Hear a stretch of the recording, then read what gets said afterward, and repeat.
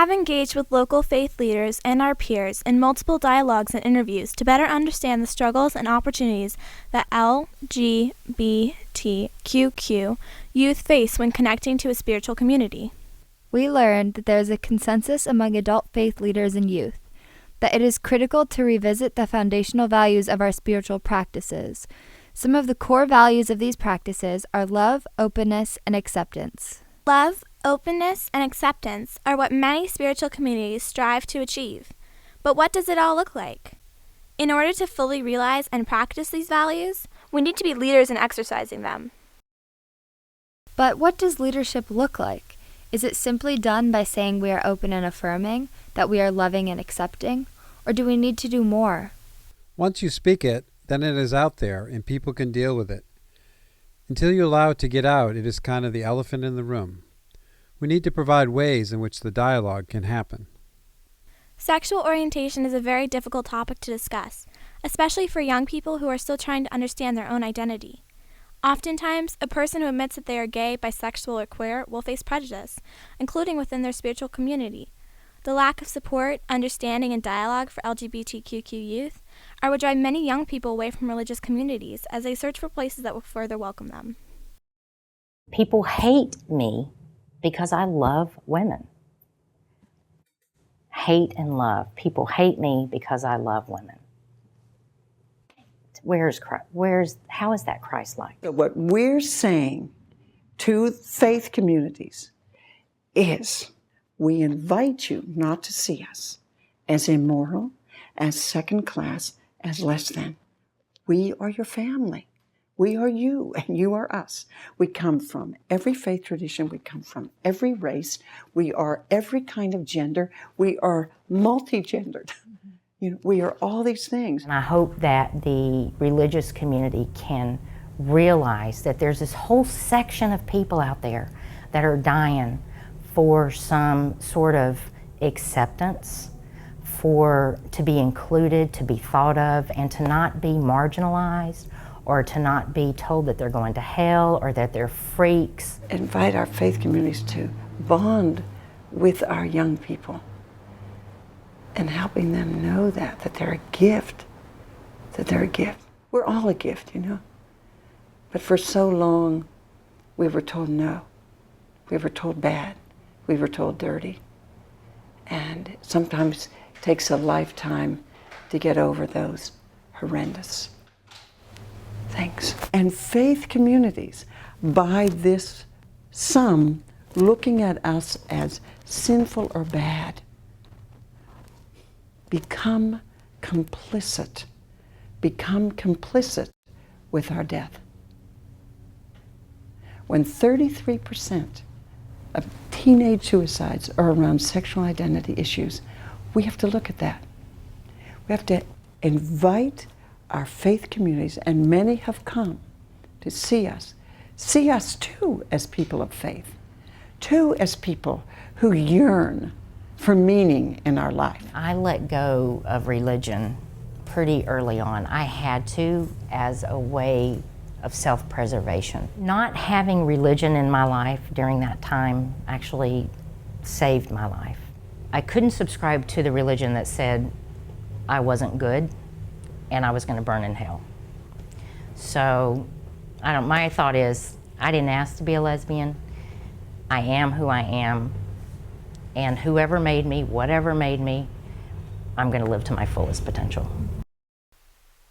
When I was in the evangelical church, the message was clear. God loves you, but what you're doing is wrong and you're going to hell. Is that I knew who I was. And I remember running home to my wonderful husband, Jimmy, saying, Jimmy, I know who I am. I'm a lesbian. And that night we went to the table and Jimmy said, Mom, tell the boys the wonderful news you found out about yourself. And with that, one of my sons said, well, they both cried because they saw me crying, like, oh my, what are we going to do? And the one said, well, Mommy, you just love people. And the other one said, Mommy, let's go tell the church. And their daddy said, I know how excited we are, but the church won't be excited, Jetty. The church won't be excited.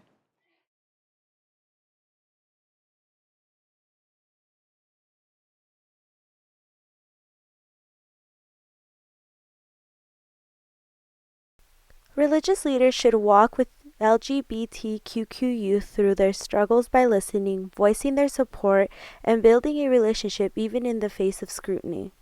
I think we need to hold leaders accountable and responsible for looking and saying, no, we're going to love people. If religion is about being Christ-like or God-like or trying to strive to be better people, then why then is it okay to strive to be better except in a few areas where we're trying to hold people down? And I believe leaders have a responsibility in that to stand up and do the right thing. Stand up, be a leader. Be a leader. Say, hatred will not be tolerated here. Discrimination will not be tolerated here.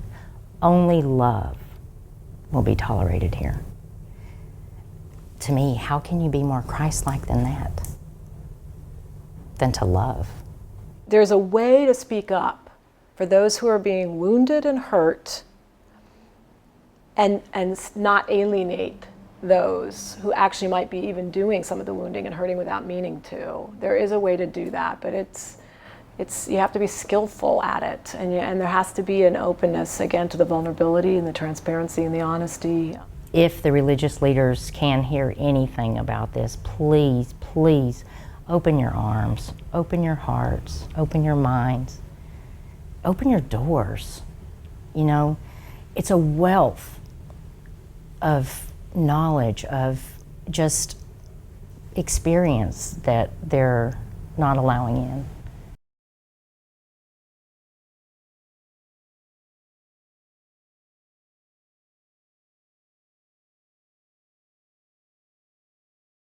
We learned that religious leaders want to provide a safe and inclusive environment for LGBTQQ youth, but many of them admit that they have not been able to connect with these youth as well as they would like.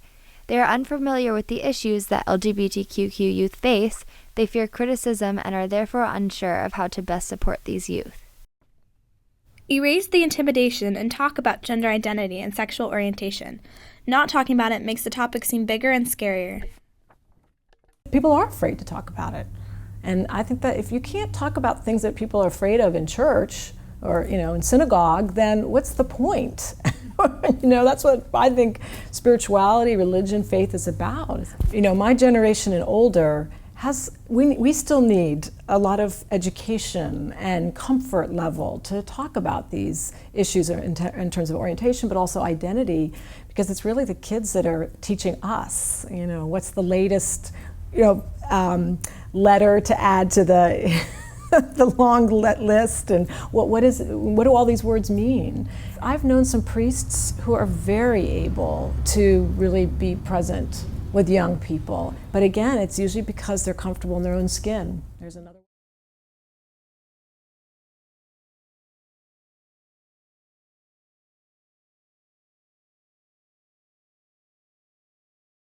If spiritual communities want to be inclusive to LGBTQQ youth, it is important for them to see other LGBTQQ people reflected in congregational leadership, and to personally approach youth and listen to their perspective and their experiences with an open mind. Religious leaders need to walk with youth. But what does that mean? If you are not walking with us, who is? The most important thing to do when walking with us is accept us. How can you walk with me if you don't accept who I am? Like a good friend, I think it's necessary that they respect you for who you are, instead of something they think you are or wish you were. If someone says, "Hey, I'm here for you," it opens a lot of doors that might have seemed closed. You need to reach out to us. We don't always notice the people who are here to help. Religious leaders suggest that if spiritual people were to truly understand the foundation of their religion, they will discover that their religion was founded in openness, acceptance, and love. Prejudice often comes from misinterpretations of religious beliefs.